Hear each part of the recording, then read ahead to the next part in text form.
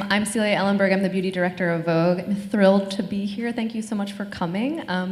We all took a tour of your beautiful school this morning and are collectively blown away. There are such amazing opportunities here, and we are so psyched to have the opportunity to talk to you guys. So I'm just going to get right started. So these days, all of us are just as likely to pick up a product for amazing packaging design as the label on the back with all of the ingredients. How have you guys, as brand founders and creators, seen consumer savviness change over the last few years?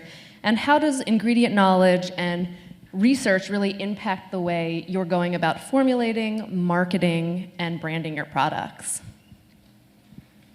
I started a brand called Flesh, so it's just been out in the market for 8 months, and I think that the consumer consciousness of ingredients and of the quality of ingredients and the list of ingredients that are forbidden has made the industry better. It's just made us better at everything that we do, and I feel like it's a great thing to have that feedback, and I credit a lot of it to social media, where we are, if someone doesn't deliver, we're called on it. So it really has kind of elevated the business and made us better at what we do, and just made us more honest and produce things in a sort of more thoughtful way. And I think that deals with ingredients as well as packaging, and I think that it's very important for us not to have excess packaging. And it used to be that if you made a luxury brand, you would have to have a cellophane and a box and then a little platform and then another thing and a spatula and it was just like, I don't know, I'd open my products. I used to be the editor-in-chief of Allure, a magazine I founded, and I would open products and my garbage can in my bathroom would be full with one product. So it's thinking about all those things and just being more aware, and I think I credit really the consumer for changing that. I couldn't agree more. I mean, when we started Milk Makeup, it was sustainability socially, but also with ingredients, and being as clean as possible was not just a necessity. It had to be a given for us, because that was what we held our product. We were trying to channel the savviness of, at the time, a downtown New York woman who most definitely knows what is in her products and cares deeply about what she uses, but also wants to have fun and be spontaneous.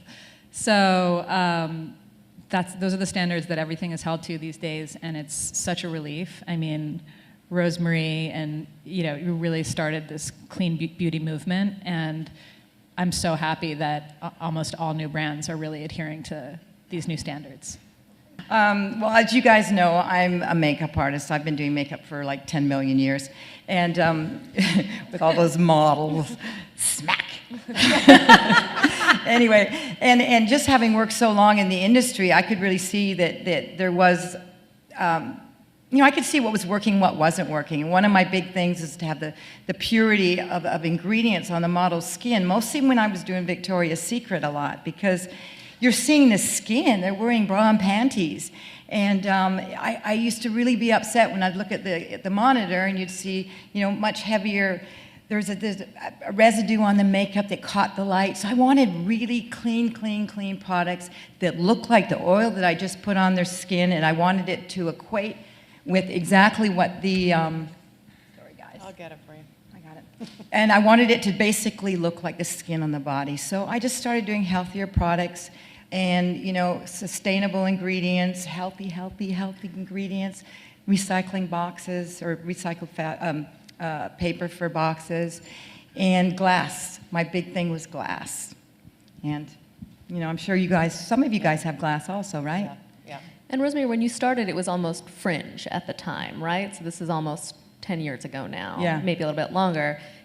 I'd venture to say that we're getting towards mainstream acceptance and almost demand from consumers for these things. So how have you seen that shifting from your position? And does it feel good to be veering towards the mainstream? Well, it's funny because when I started my brand and I went around to the editors and there was a wall. Nobody wanted to talk to me. Everybody they would see me only because of who I was in the industry as a makeup artist. But when it came to actually trying to, project educate people on what I felt was going on in the industry and what some of us already know too. It became a problem, but now it's really changed. The consumer has gotten, they're much more wise. They're not fooled and put a little visor over their eyes anymore. They're smart. They look at ingredients, they figure how they're sourced, and they ask brands questions. So you have to know what your brand is about. You have to know the ingredients, where it's sourced or how it's sourced. They even go into the labs on how the electricity is done in the labs. You know what I mean? If they're wind powered, and so here I am. And Nick, I think your brand is the newest of the group. So when you were coming to market, kind of having almost the luxury of knowing all of this now, right, coming out in 2018, correct? Yeah. How did that impact the way that you brought Nécessaire to life? I mean, I think transparency had to be a key value that we knew we had to go. We went in eyes wide open, knowing that we were going to have a comment section where people could ask whatever they wanted to ask, and we weren't going to silence any comments. And so you kind of have to look at ingredients, which is not my purview, but content is, ingredients as content. And so, have to understand sort of where is this source from, what does it do, what is the score on the Environmental Working Group website, like what are consumers going to research when they're looking at your product and they're looking at an ingredient, and then what kind of information do you as a brand want to serve them and help in that sort of discovery process. So we had kind of mapped out, a couple of different content franchises that would help sort of demystify the ingredients that are in beauty products, which, are not 3 ingredients, in a product. There are dozens of ingredients in a product. Some of them sound scary, some of them are scary, but some of them sound scary and are not scary. So I think kind of looking at it as a learning opportunity for the people who are buying into the brand was something that we had kind of preemptively planned for. And then, of course, the brand launches and grows, and you answer questions in the comments, and you get ideas for new ways, to talk about ingredients from the comments. And Michael, who probably has the most frequent flyer miles of anybody on this stage, is seeing this sort of unfold on an international scale. So can you talk a little bit about how are you seeing this impact worldwide? No, definitely. I feel like this was something that obviously was started here in the U.S., in the U.K., like more in the Western markets. But now you're seeing this even in, if you go to Asia. I mean, everyone's looking for clean beauty. And coming from, a big company with big brands, I feel like obviously there's a lot more work that we need to do. And even if I look at the brands I work for, we're always quick to say, oh, this is green, this is natural. And we do it. But, how green, what is that definition of green? What is that definition of natural? I think brands have their own view of what that means. So they put in one ingredient and now we're natural. And I have to say, we're guilty as a big company of doing that.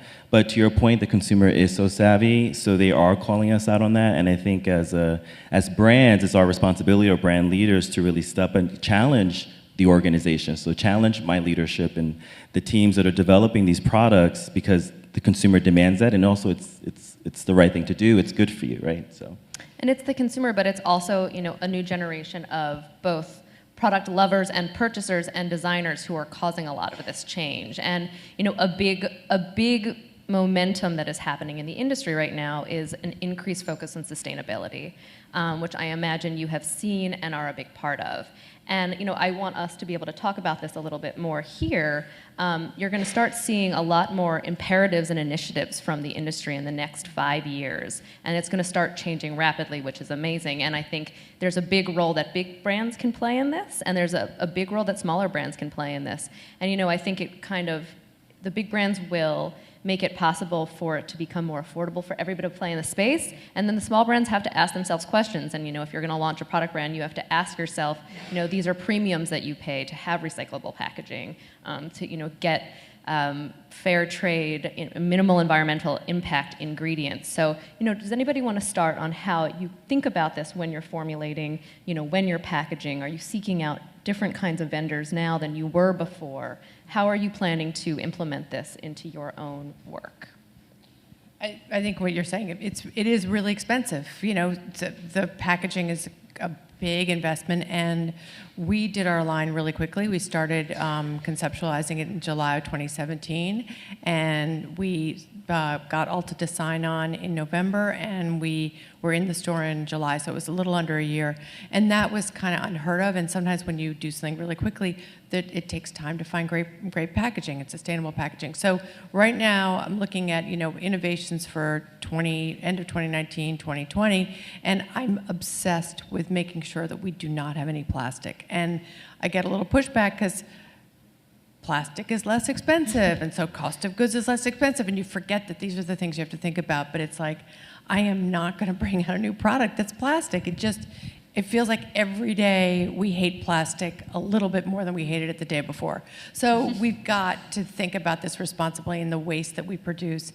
And I think certain companies are working on this and bringing things in at lower prices. And I have so much respect for something like Seed that came out of L'Oreal, where it's a line of hair care products done with cardboard packaging, paper packaging that doesn't dissolve and fall apart in the shower, and it's like genius. And it can also be planted, I believe, in the soil. I know, it's like that's an extraordinary achievement, and they did it in a little incubator that was part of L'Oreal, a brand that hasn't been in that world as much. So I think there's just a lot of hope out there, and I've got a lot of hope for the future, but I think that we have to just weigh the fact that it might cost more for us to produce these things, and we better suck it up.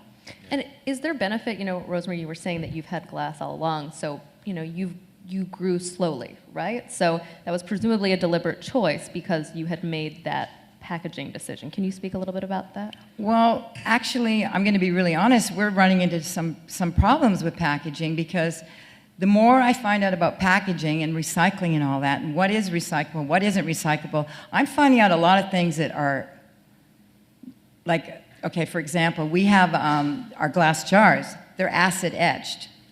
So those are recyclable. And I just found out that when you frost them with the spray frost that the companies use, that's not recyclable. So brands are kind of jumping on that bandwagon of saying, oh yeah, we have recyclable glass, but it's actually not recyclable if it's been sprayed. Did you guys know that? Well, and the reason, I did not know that, but the reason, and just so you know, the reason why it's sprayed and frosted is not for the appearance, it's so that it protects the ingredients inside from sun exposure and degradation from the sun. So I didn't know that. Coming from the beauty magazine world into this is like, oh, that's another indication. But it's interesting because I remember when I started, everybody said, just spray it, just spray it. And I said, can you please send me the formula of every ingredient that's in the spray? Wow. Yeah, ooh. That's not happening, so I use acid etching. But then again, I've acid etched my glass. And what do they use? They use tons of water to clean it all up after. So one way or the other, it's really hard to be sustainable. It really, really is. Like, we try the best we can. And, you know, there are plastics that are really, really bad for you, of course, and for the ocean and whatever's happening. But there are plastics that are recyclable also. It's a better quality plastic. And, you know, we actually can't get our little metal lids made anymore that we had. They're little tin lids. So we've gone to a plastic that's actually recyclable. So, you know, we are having troubles, too, with the whole sustainability. And but I think what you're speaking to also highlights, like, how on it you have to be. Yeah. Like, yes. that you've been, you know, you as the founder of the company have been at the front line saying, what's in that thing? No, wait, like, that has a new coating on it. What's in that coating? Oh, wait, that coating can't be recycled. Like, yeah. That's a level of attention to detail that you probably never imagined, you know, you'd have to have. And also, but that's required to actually walk the walk. Yeah. Well, I'm on the firing line all the time. I don't know if you guys watch me on Instagram, but anyway, sorry, I'm the funny one here, obviously. Anyway. But, you know, there are some real hazards, right? Like, especially if you have a bath and body care line, right? You can't really do that in glass because what will inevitably happen is those will shatter in your bathroom. So how do you communicate those choices effectively? So my co-founder, Randy Christensen, is incredibly passionate about sustainability, and it's sort of her mission to sort of lead the brand to a really fabulous place in sustainability. You're right that in the bathtub, you can't have big glass bottles because if they shatter, it's a huge safety hazard.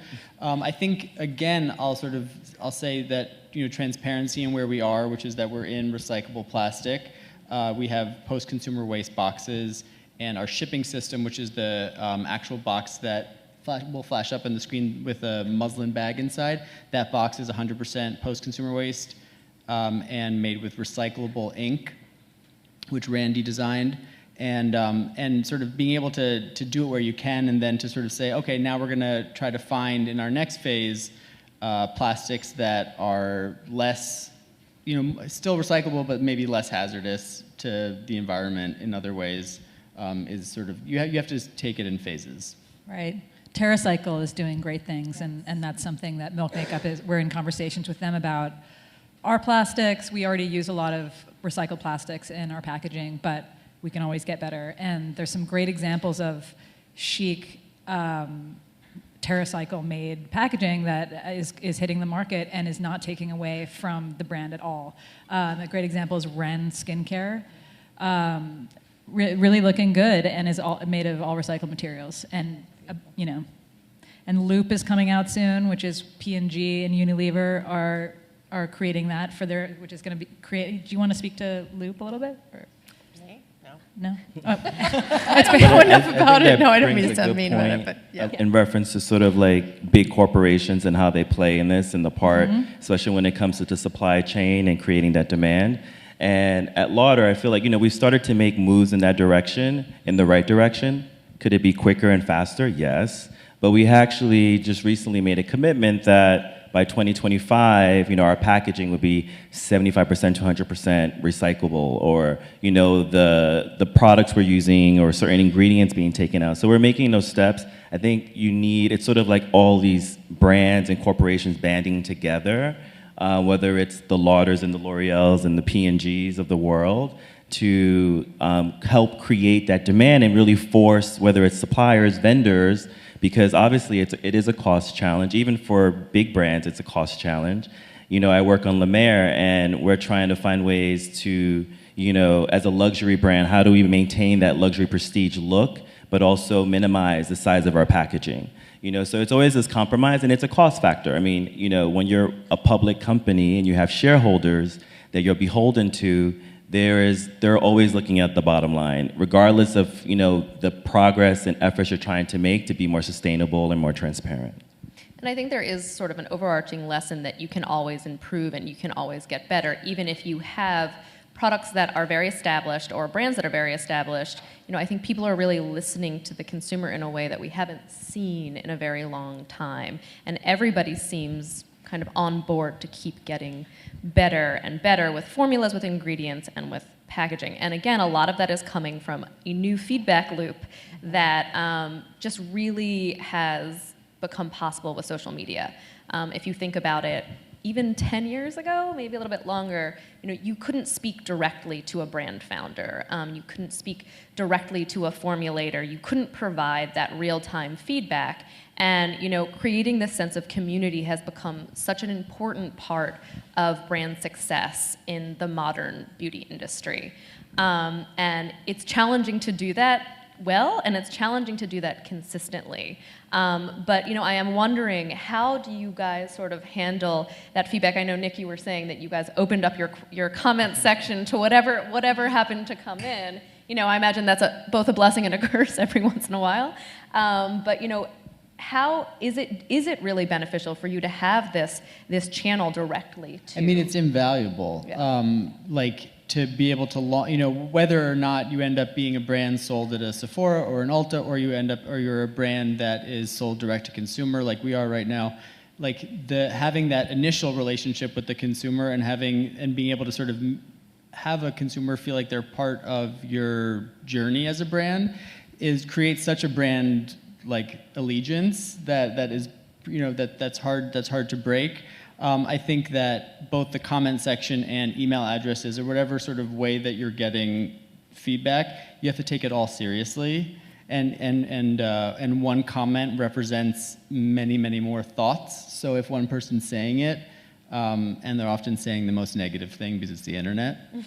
you have to imagine that many more people are thinking it, and that and we take all of that seriously. Of course, you're not going to be able to please everyone at every turn. But actually, one of the funny things I was just thinking about in terms of feedback is customer service with a direct-to-consumer company is so valuable because you're speaking directly to someone who works at the company who can literally pass a note to someone in the packaging department or someone in the product development department who can help actually change policies, change plans.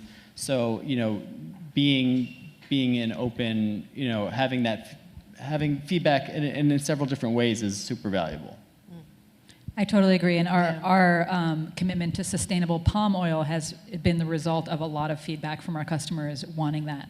So that's just an example of how it really did affect what the agreements that we make with our fillers in terms of sustainable.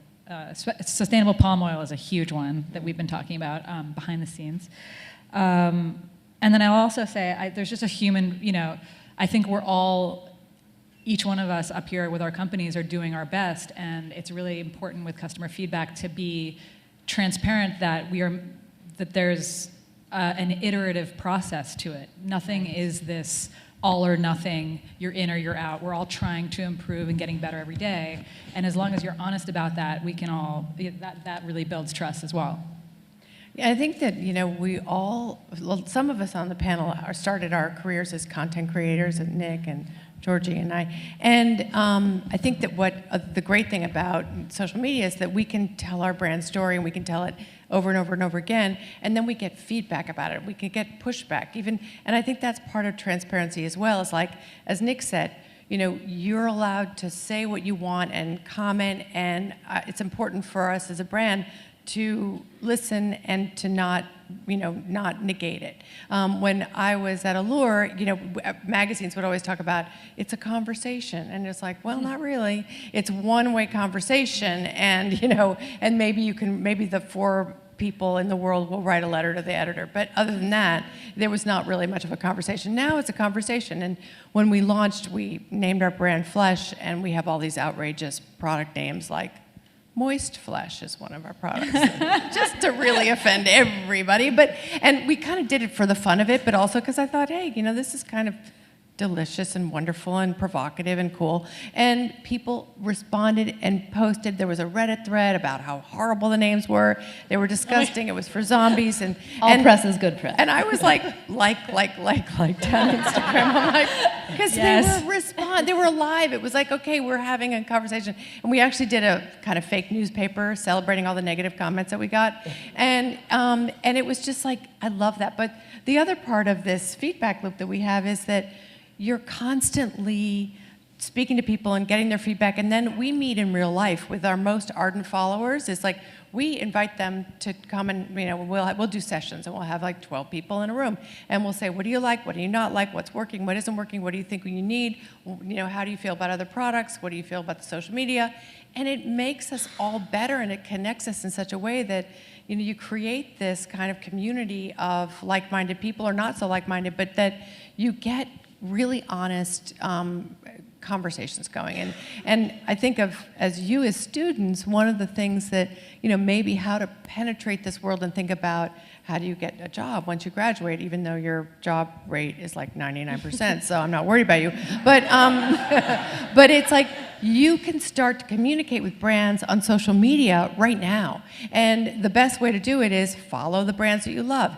And not just like what they post, but comment. And comment in a really clever way, so that you're engaging. And we read every comment, and we read every DM. I have a team of 4, so it's a giant team of 4 to do everything. Not just social media, but so we have one person on social media, but we all read everything, we all comment. So it's a really useful way for you all to connect with a brand right now, and to learn and to give feedback, and then you will be remembered. We will remember exactly who did this, and we want to connect with you. So it's a really great, different world than just a brand shouting out its values to the world in an advertisement that you might see and might not see. But it's not about humans talking to humans, which is what social media is. And I think it is also, correct me if I'm wrong, you're seeing a lot more user generation for a lot of brands, which has been very successful and something to keep in mind, when you're starting out. But what that has also done, because there are more people involved in creating this content beast, it has just changed the game for representation in the industry as well. Yeah. You see faces now in this industry in campaigns, part of brand founding teams that, just were not being represented in numbers, again, even just 10 years ago. And I think social media has really helped really open up that conversation. Is that something that you guys really take into consideration when you're designing your products? These days, obviously, people will talk about the Fenty effect. Rihanna's brand, they launched 40 foundation shades. This was a huge deal in the world, not just on social media. And what's interesting is that a lot of brands had those 40 shades. And we're quick to say afterwards, well, we have 40 shades of foundation, what's the big deal? But they were not. If you just show those 40 shades in an advertising campaign with 2 different faces, then you're not really relaying that appropriately. So it's a real mix of marketing and of formulating in a broader capacity. As you guys are designing new shades, as you guys are designing new campaigns, as you're looking to new places to cast, to hire, how is that impacting what you're doing with your companies? I mean, we are always, we launched with 40 foundations really because once Fenty came out, it was like, you can't do less than that. It's not even possible. But it was really important for us to make sure that the shades actually looked good. It wasn't just a numbers game. We made sure that we had to actually reformulate the darker shades because the formulas wouldn't hold the color and they turned ashy on the skin, so we had to do new formulas. So, but we also thought about nude lipsticks. Well, nude used to be a color, there's still brands that have a lipstick called nude and it's beige. And it's no, that's not nude. That's one person's nude. So we had to do nude lipsticks for every shade of skin and every shade of lips and highlighters for every shade. And it was really important that that inclusivity message wasn't just a kind of check the box thing, but something that was very deeply embedded in who we are. And then the next step is how to do it, as Celia says, in terms of photography. And what we need to do is we want to photograph people and have it be real people and people of different ages and different sexes and different, just all different types. It's not just a skin color story. So that's our next step, is to engage people. And if anybody wants to be in the shoot, just DM me. And Georgie, I remember, something that was so disruptive about the Milk makeup look when you guys launched was that I think you did that incredibly well, and it felt very organic and authentic. How did you achieve that, per se? So I feel like the most impactful moments for brands are when it comes from an authentic place, obviously, and lucky for us, Milk has this vibrant creative culture that was just what I was trying to represent when we came out as a brand with the branding. So it's really, in my mind, a cross-section of who would be at a gallery opening at Milk, or in the elevator of Milk, where you would see a nobody and a somebody and a model and an artist and an emerging person and an established person and everyone in between. And you'd also see naturally in New York, people are as vibrant as they are here in terms of articulating exactly who they are. So we really got to see the spectrum of individuality grow before it was mainstream. And so really just representing a trans person in a look that they would actually wear rather than adhering to European beauty standards, so i.e. making them look like a supermodel. So really it was just, a lot of, I'm glad to say this is the norm now, is people just letting the model come to set and maybe wear their own clothes and really be a part of the look that they're wearing. And if they're not comfortable in it, let's tweak it until you are, and then that's going to be the look. And so we did get a lot of great feedback in the beginning of just being one of the first brands in Sephora to have boys in our campaign and trans models in our campaign being themselves, just being themselves. And in the past, we were not the first people to use trans models, but in the past they had adhered to these kind of antiquated beauty norms of the one supermodel in the European look, looking, and that style of beauty. So it was really democratizing that and speaking to people that hadn't been spoken to before and every single campaign we do is trying to broaden that spectrum of individuality. So we're looking forward to, featuring more disabled models, obviously every body type, always working to get every ethnicity in there possible. So yeah. And I do really feel like this is something that America has really taken the lead on. And we talk about this at the office a lot, that a lot of things that have changed for us in our coverage and the way that a lot of the new American startup brands that are launching in the beauty space every day, this is just a given, like Georgie said, this is the new norm. And it's, we are sort of leading that, but beauty is a global business. And you want to be able to track with audiences here, and ultimately, if you grow to be sold internationally, to make sure that those messages are translating abroad as well. And, I am curious, Michael, as you are seeing so much of this unfold at a global scale, how has the beauty industry's embrace of more inclusivity, especially in America, have you seen that unfolding? Yeah. No, yeah, I definitely have seen it. I think for a lot of the more established brands, and going back to what Fenty did, I remember when that happened for us, it was a big moment at Lauder. Like everyone, there were like meetings being set up and war rooms, which is what we call when we're doing like brainstorm sessions. And literally all the brand heads were like, wait a minute, I'm Mac, I've been doing this, right? Or I'm Becca and I've been doing this. So I think it's a matter of, how do we take that message? And outside of the US, to your point, we're seeing this in the UK, but also in Asia, it's so different, and that customer is so different, and their skin tones are different, and the pigments are different. And the models, and that's something that I've learned, is sort of like, we're like, oh, let's just put an Asian model. No, you can't do that in Korea, because if she's not Korean, or in China, if she's not Chinese, it's not the same. Right. So then there's all these factors, and I think to your point, it's like, we want to be able to be inclusive of everyone. It's obviously not that easy to have, and the world is so diverse, so it actually becomes really challenging. But what we try to do is, with our international teams and, when we're doing campaigns, we try to make it as locally relevant as possible. And that's when we have to sort of let go of the reins, and whether it's utilizing UGC, which is a great way to sort of like, you're allowing that customer to make it locally relevant for them, and then the brand reposts that content and reuses that content. And I think a lot of the big brands are starting to do that, or getting more comfortable of like releasing the creative reins, because it's a scary thing to sort of say, like, my brand is now not in my control, but it's in your hands.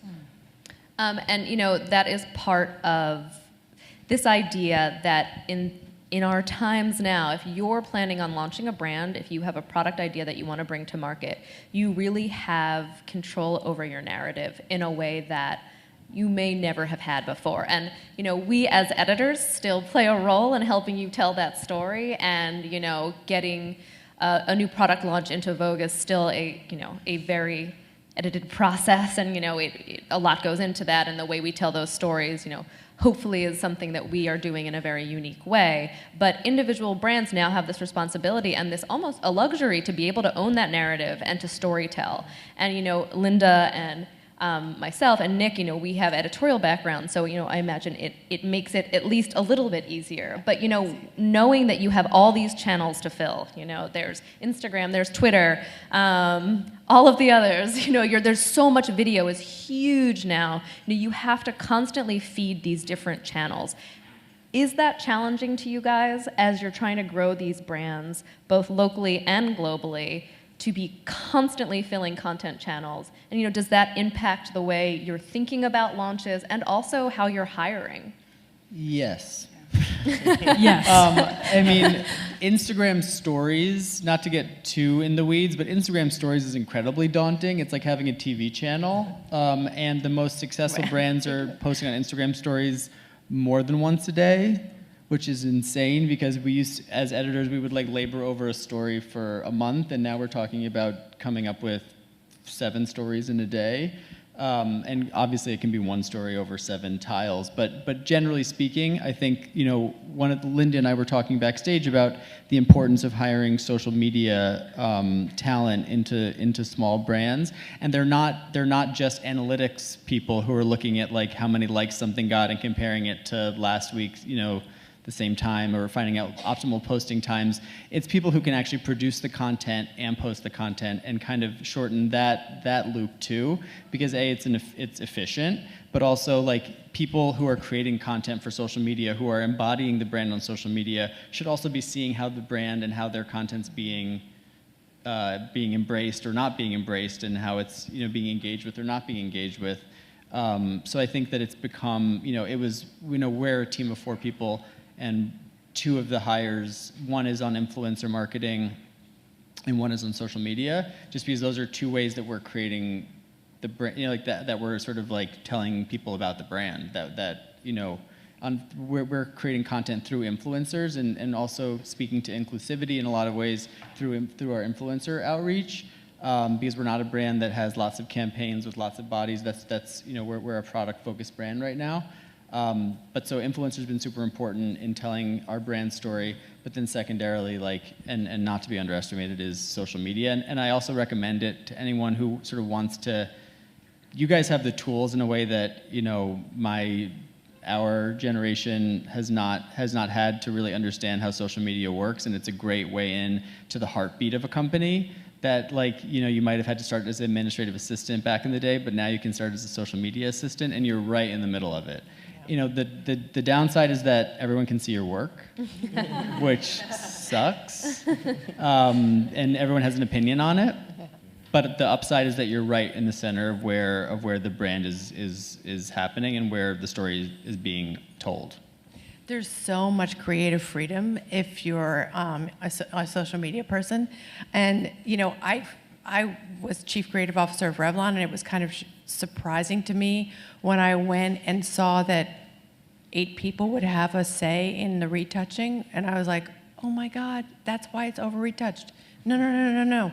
We have one person who decides what the retouching is. That cannot be. Everyone's going to have a hand in it. And when I went to the second day of my job, I went to a shoot, and there were 50 people on the shoot who were not involved in the shoot itself. And I'm like, who are all these people? Well, everyone's checking everybody else. It's like, that's too many people. You need to it's really great on social media. We have one person who does the visuals and the captions, and I work with her, and we have another outside person who kind of pitches in, but it's an enormous freedom. And it's to me, as a content creator, I love it. I think it's the greatest thing ever. I don't find it this is daunting that we have to fill all this thing. I'm like, how lucky are we that we get to tell our story one way, and then we tell it another way, and then we tell it again from all different angles. And it used to be that a brand would do an ad campaign in the fall, and they'd have 4 images, and they'd have some copy, and then they'd run it in the magazines, and that was it. That had to stand for everything. And with magazines, you could change every month, and it was so great. Okay, well, yeah, we had this person on the cover, and next month we'll have somebody else, and that person might be old news. And so there was this constant, refreshment of content that made you relevant, and that's what social media gives you every day. So to me, it's heaven. And how do you maintain an authentic voice while populating all of these channels? How do you make sure that you are staying consistent when you are creating all of this content? I think a little bit has to come down to reality, because there's so much noise in social media right now, and what they have tests or studies now that say that the attention span's literally 10 seconds. And I'm addicted to my Instagram for sure. I'm always on there. But when you have a brand or you start your product, whatever it is you're doing, don't get all hung up on producing constantly stuff to stimulate all of this addiction. Keep really true to your core of what it is you want to do. Because, people, when the Fenty came up, back to this, if you guys don't mind me saying this, as a small brand, I'm listening to what they're saying, and the Fenty with all the 40 foundations. I can't do that as a smaller brand. We got, people would say, where's your 40 colors? And I'm like, well, you have to sometimes just close out all that information that you're getting, because sometimes it's too much. Stay true to your core. Do what it is you want to do, and don't be influenced by everybody telling you what to do. I get told what to do all the time on there. Sometimes I listen, sometimes I just have to go, oh my God, I need a break here. So it's not that you're not working on those shades. It's just that it's really hard to say, coming in 2 years, like it's on the way. We're just doing exactly. Yeah, it takes a long time, and like I said, as a small brand, you have to go, don't get yourself all up in the ego where you have to have all this stuff out and ready to go, and your 10-second Insta stories all the time. I don't know personally, I don't mind it, but I don't stick to it because I find the Insta story, it's 10 seconds, it's on for 24 hours, and you do a beautiful piece, like a video you've done or a beautiful picture, and it's gone. And I think that's heartbreaking. I mean, Rosemary's point is very valid here. As editors, if you want to stay true to the core of your brand, because once you dilute your brand, it is very hard to come back. Mm-hmm. And these are things that we are watching all the time when we are thinking about what to cover in the magazine. And I think it's very easy for people now when you're launching a new brand, you see what are called unicorns, right? These are these startups that get billion-dollar valuations. And it is incredibly exciting to be part of the beauty industry right now because for the first time in a long time, a lot of those brands are beauty brands and they're founded by women. And that hasn't happened in a very long time, if not ever. What a time to be alive. But it's very important that when you see that, before you become a billion-dollar brand, you have to come to market and you have to sustain an energized community who is interested in your product line and in you. So I thought it would be a nice way to wrap this up because I know we're running out of time. If you guys could each sort of talk about sort of some of the fundamental things that you have learned, especially out the gate, that have really helped you sort of get to where you are now, and how those lessons have sort of impacted your experience in this industry. Anybody feel free to start. I have the pleasure of working with my co-founder Randy, who spent 15 years in various positions at Estee Lauder in senior marketing positions, and one of the things that she says, which I think is such a great thing to think about, is she was like, good marketing is like fireworks. And you always have to have something going off, and ideally multiple things going off at any one time. Like Linda, when I was hearing you talk about moist flesh, I was also thinking making noise. Like if anyone has an idea for a brand, think about how are you going to break through and make, in 2019, actually being able to break through and have anyone really hear what you have to say means you have to find a way in, and you have to find a way to, whether it's a sort of potential for going viral, or whether it's sort of like an aesthetic or a look that's different, that feels new, really figuring out how you're gonna make noise and actually become more than just you talking to your friends.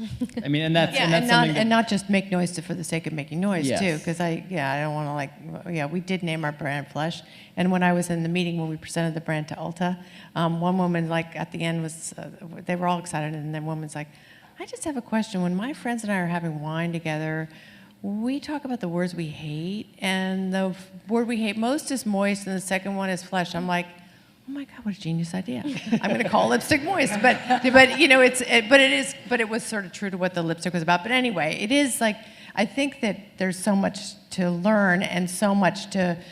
The good thing about being a new brand right now is that you can continually iterate, and it's never done. You don't have to say, this is it, but you also have to stand for values, and you have to have an identity and stick to that identity and articulate it. And I started Allure magazine in 1991, and then I started Flesh in 2018. And I think that the similarity is you have to make fast decisions, and you have to identify who you are and know who you aren't, as you were saying, Rosemary, and then continually come back to that. It's like your heart is constantly in check, and make sure everyone knows it, and if you're off, you bring it back, and that's, I think, what it's all about. And Georgie, I know we were talking, it took you 6 years from concept to actual production to get the idea for Milk Makeup going. Was there any one moment or anecdote that you can share of a pivotal turning point in kind of making it a reality?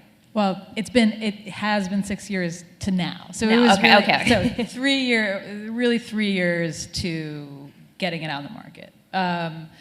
But I think just you have to have a backbone in what your personal values are and always come back to that. And that is your differentiator. Everybody always says, the greatest story you can tell is your own. So it's really tapping into what is important to you and basically balancing that with what is important in the world and finding that middle, little white space that is uniquely you and also will resonate to a big audience.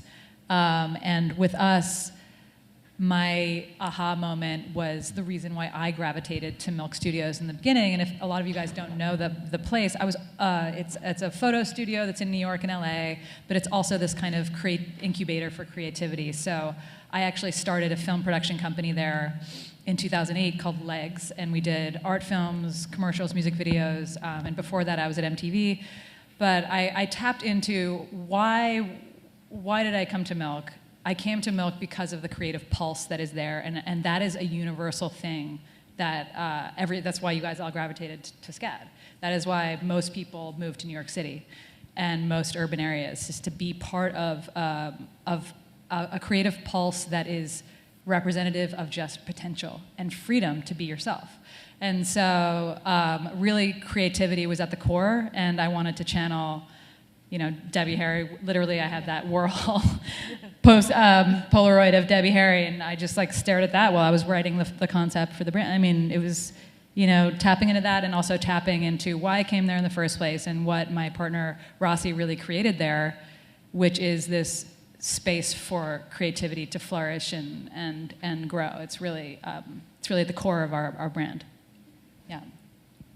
And I think for myself, I feel really honored and privileged to have worked at big companies. I was at L'Oreal, and now at Estee Lauder, which was also founded by a woman named Mrs. Estee Lauder, and pretty phenomenal what she started and created to what we are today. I think for me, what's always been important is kind of similar to what everyone on the panel is saying, is really fighting for what you believe in. And I think that was sort of something that I learned very early on in the industry.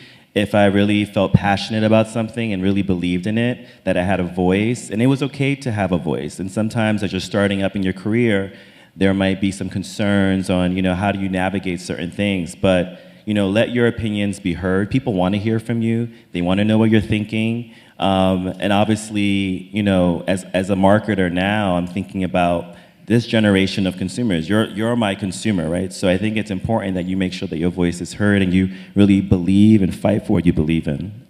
And Rosemary, any concrete details about basically starting? I mean, Rosemary and I met in some earlier incarnations when I was running the beauty platform at a website that was called style.com that was very influential on the industry when it was still live. And I had heard about Rosemary's products, her initial highlighter, the Illuminator, the Living Illuminator, which is amazing, through word of mouth. And she didn't have high-res images produced yet. She was just starting out. I really wanted to feature it, so I physically went down to her apartment to pick up a sample so that we could shoot it in our studio. And she had all the samples there. She was very much hands-on.